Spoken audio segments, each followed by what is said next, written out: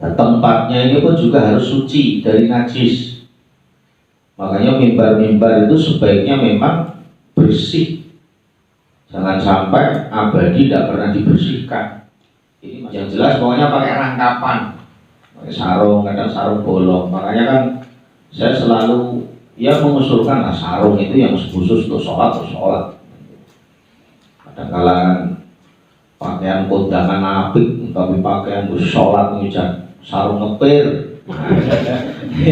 Kadang-kadang.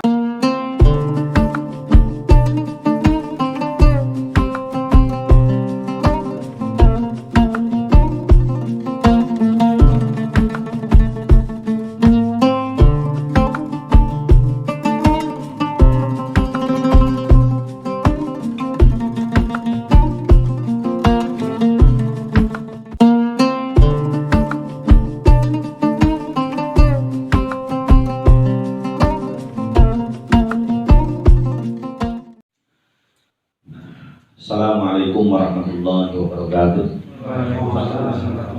Nahmaduhu wa nusalli ala rasulihil karim wa ala alihi wa ashabihi ajma'in, amma ba'd.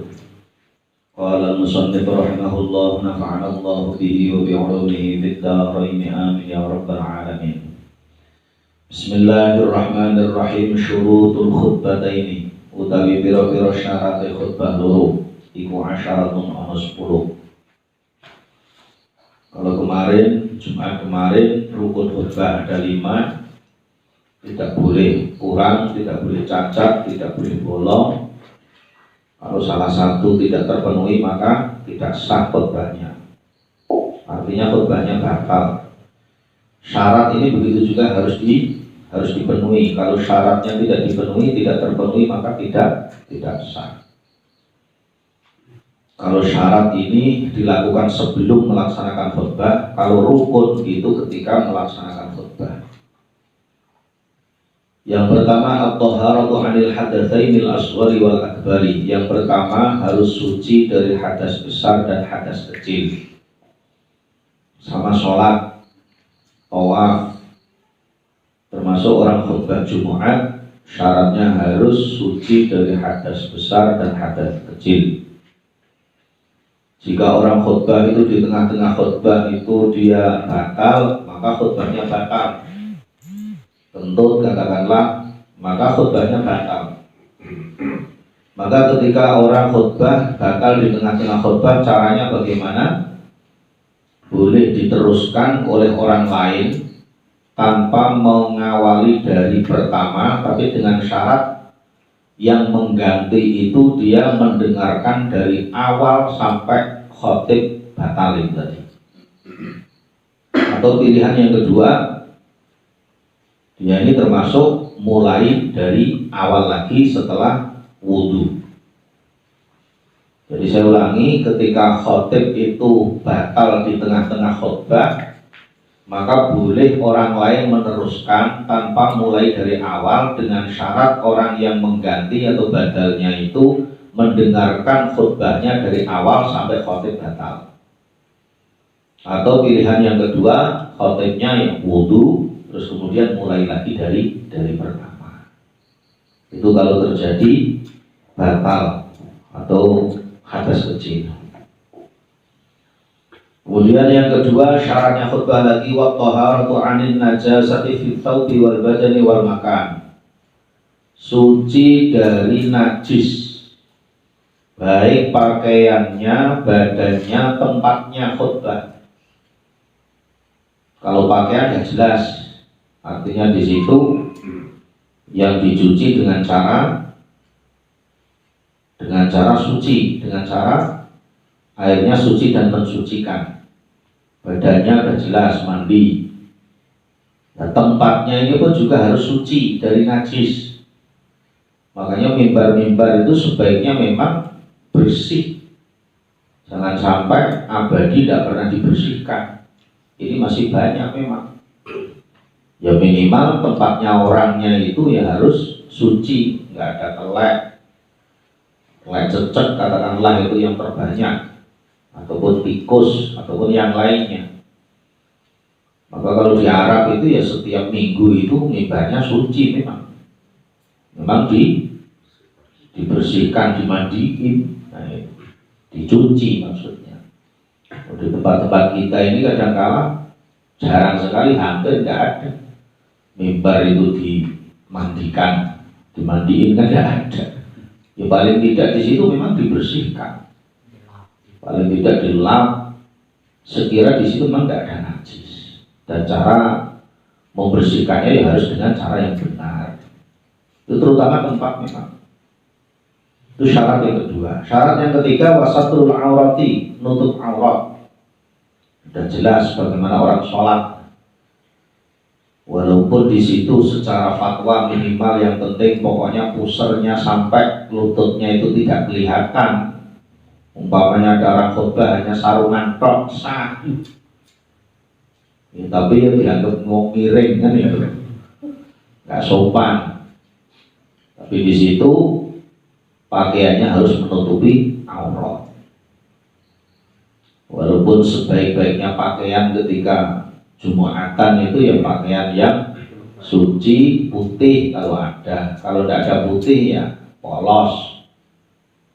Kalau tidak ada polos ya seadanya. Tapi yang penting diusahakan jangan sampai pakaian yang sekira mengganggu jamaah lain. Contoh pakai pakaian yang ada tulisannya belakangnya coblos nomor sekian, orang belakangnya kadang kan bacanya itu.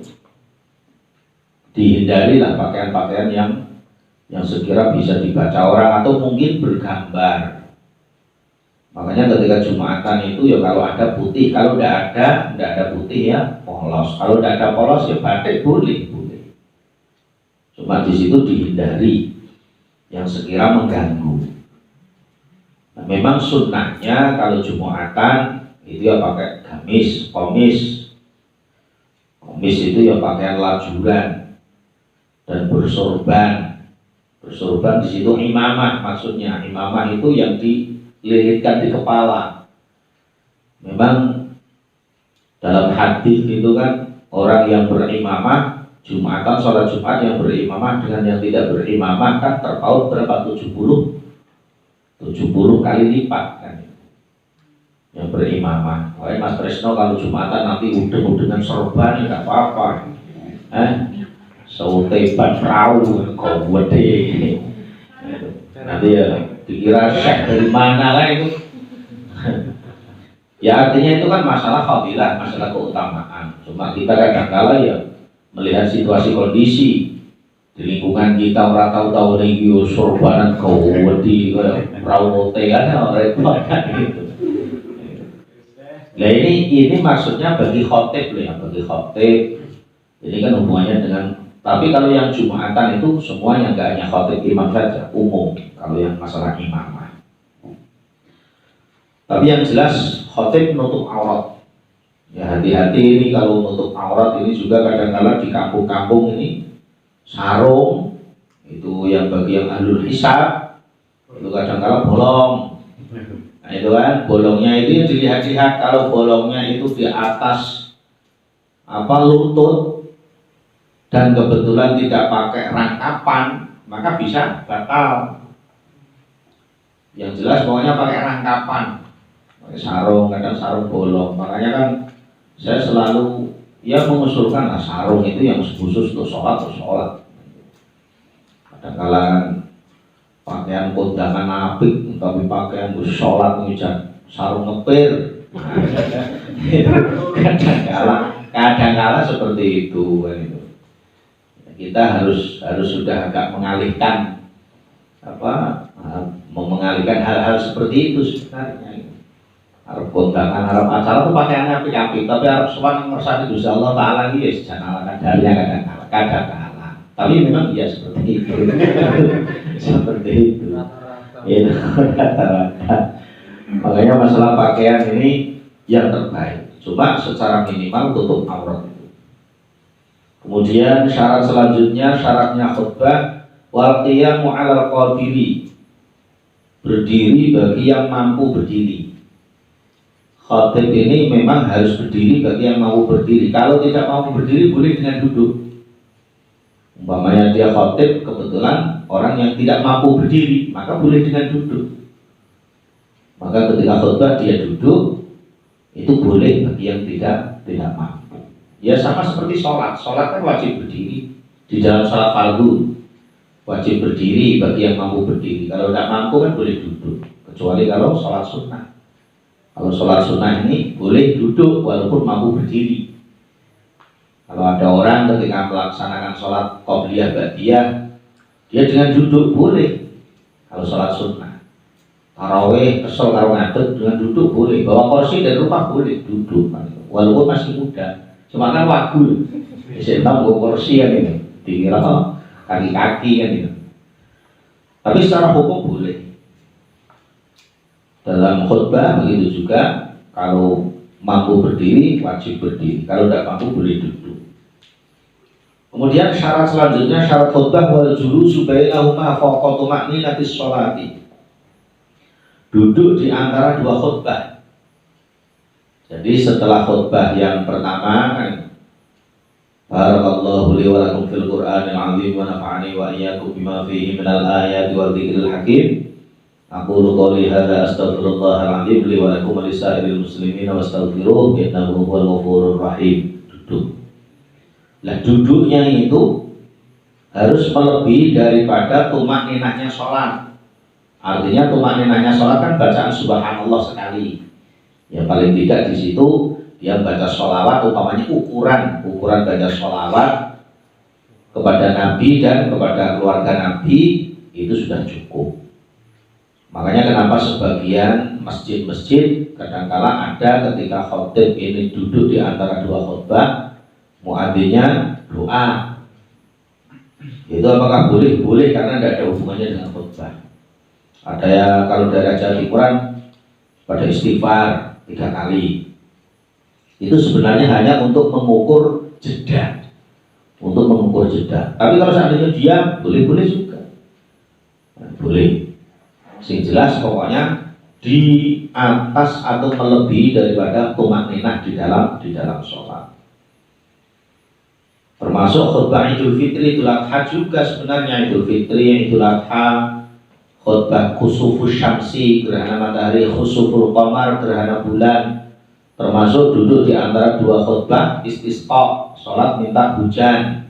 Khutbah di dalam sholat istisqa itu memang syarat. Kalau di dalam fikih-fikih para ulama yang namanya Idul Fitri, Idul Adha ya 2 khutbah. Walaupun ada sebagian hanya 1 khutbah, tetapi jumhur mayoritas ulama itu 2 khutbah karena dikiaskan kepada khutbah Jumat.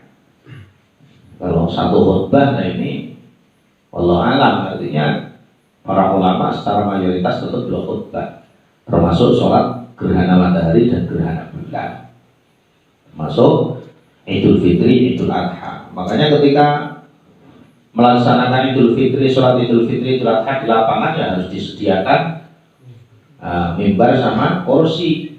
Kadang-kadang ada yang mimbar tapi kursinya nggak ada karena berdiri terus. Itu 1 khutbah itu masih banyak, itu saya melihat di Banjar masih banyak yang 1 khutbah. Ya sih itu tidak masalah, artinya itu kan pendapat. Cuma kalau mayoritas termasuk di dalam mazhabnya Imam Syafi'i, Hanafi, Maliki, Hambali itu 2 khutbah, termasuk di Masjidil Haram, Masjid Nabawi ya 2 khutbah ketika Idul Fitri, Idul Adha itu kan. Itu. Jadi duduk di antara 2 khutbah itu syarat. Kalau tidak duduk maka di situ tidak sah khutbahnya karena tidak memenuhi syarat. Kemudian selanjutnya syaratnya wal muwalatu bainahuma wa bainas sholati. Berkesinambungan, nuli-nuli di antara 2 khutbah dan antara sholat. Artinya setelah 2 khutbah kemudian menuju sholat ini harus berkesinambungan terus, tidak boleh ada sesuatu perkara yang memisahkan. Contoh umpamanya setelah selesai khutbah waladzikrullahi akbar, di situ malah ada orang assalamualaikum pengumuman nanti setelah sholat Jumat bersih-bersih kubur, tapi dilaksanakan ketika setelah khutbah sebelum sholat, itu tidak boleh. harus berkesinambungan, kecuali di situ ngatur soft, itu boleh ngatur soft. Makanya kenapa ketika khutbah Jumat kan tidak disunahkan ketika selesai baca salam, karena kan belum selesai rangkaiannya. Beda dengan Idul Fitri, Idul Adha, selesai khutbah mesti wassalamualaikum warahmatullahi wabarakatuh, salam, karena sudah selesai rangkaiannya. Sholat dulu baru khutbah. Kalau Jumat kan khutbah dulu baru sholat, kan itu. Kalau sholat dulu baru khutbah, Idul Fitri, Idul Adha, gerhana matahari, gerhana bulan, sholat istisqa, itu sholat dulu baru khutbah. Kalau Jumat khutbah dulu baru sholat. Makanya yang sunnah itu salam pertama itu ketika sebelum khutbah. Kemudian setelah khutbah tidak disunahkan salam penyelesaian. Karena apa? Masih ada rangkaian. Salamnya di mana? Ya ketika sholat itu. Assalamualaikum warahmatullahi, assalamualaikum warahmatullahi. Maka di situ tidak boleh ada sesuatu perkara yang memisahkan di antara dua khutbah dan sholat Jumat. Kemudian syarat selanjutnya wa antakuna bil arabiyyati, harus dengan bahasa Arab. Makanya yang pokok rukun khutbah itu pakai bahasa Arab. Kalau bahasa Indonesianya itu penjelasan. Artinya ketika orang khutbah itu tidak pakai bahasa Indonesia sah. Nah itu. Maka ketika hanya Arab saja, sah.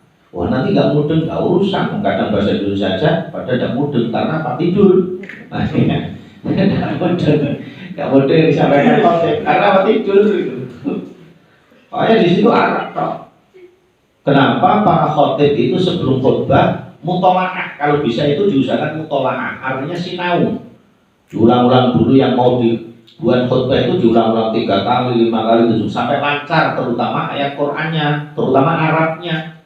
Karena kalau Arabnya itu plegak-plegu, artinya di situ tersendat-sendat, itu bisa membatalkan khutbah. Itu hati-hati memang, terutama ayat Qur'annya, karena ayat Qur'an sebagai rukun. Rukun khutbah ini tidak boleh plegak-plegu, tersendat-sendat, nggak boleh. Kudu lancar. Aslinya seperti itu. Lancar, tidak boleh tersendat-sendat, apalagi keliru. Dan kebetulan membaca ayat Quran hanya 1 ayat dan keliru lagi, maka tetap bisa membatalkan khutbahnya. Nah, di situ pentingnya mutolaah. Syukur-syukur disetorkan, kan? Disetorkan. Harus dengan bahasa Arab. Jawa Barat itu setahu saya bahasa Arab semua itu. Makanya khutbahnya sebentar-sebentar, 10 menit rampung. Khutbah pertama dan kedua 10 menit rampung. Dan sunnahnya memang khutbah tidak terlalu lama. 15 menit cukup, maksimal 20 menit lah, katakanlah, kan ya. Karena bukan ceramah. Kalau ceramah sih mau 1 jam, 2 jam, monggo nanti setelah khutbah dan ceramah beda.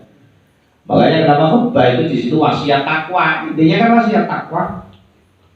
Jadi yang pokok itu kan wasiat takwa. Jangan sampai khutbah itu macam-macam. Sekarang kan kadang macam-macam khutbah itu tentang pemilu dibuat khutbah, pilkada dibuat khutbah, sosialisasi KB dibuat khutbah, macam-macam gitu. Masya Allah. Jadi sebenarnya itu khutbah itu wasiat takwa intinya. Ya kalau mau dikembangkan nggak apa-apa asal hubungannya dengan ketakwaan, dengan peningkatan iman, nggak apa-apa. 1 ayat, 2 ayat. Tapi kalau bisa dihindari membicarakan politik, apalagi politik praktis. Itu jangan sampai cuma khutbah. Itu nanti ketika ceramah, habis Jumatan mau ceramah mau orasi udah apa-apa. Itu. Khutbah tidak boleh seperti orang orasi, tidak boleh. Atau khutbah kayak orang orator kayak orang sedang mimpin demo, tidak boleh. Memang harus cetok, cekak, awas, jelas. Suaranya harus jelas juga. Maka di situ syaratnya selanjutnya apa? Wa ayyasma'huma arba'ina, harus diperdengarkan 2 khutbah itu kepada 40 orang minimal. 40 orang peserta. Ya kalau sekarang sih insya Allah sudah mendengar, dalam arti karena ada mikrofon, speaker dan lain sebagainya, salon. Artinya di situ orang khutbah itu tidak boleh pakai suara yang sekira tidak diperdengarkan 40 orang. Alhamdulillah. Harus ngantuk ikat. Harus jelas, cetok, cekak, aos 40 orang. Nah, kemudian syarat yang terakhir wa antakuna kulluha fi waqti dhuhri. Dua khutbah ini harus masuk, semuanya itu harus sudah masuk di waktu zuhur.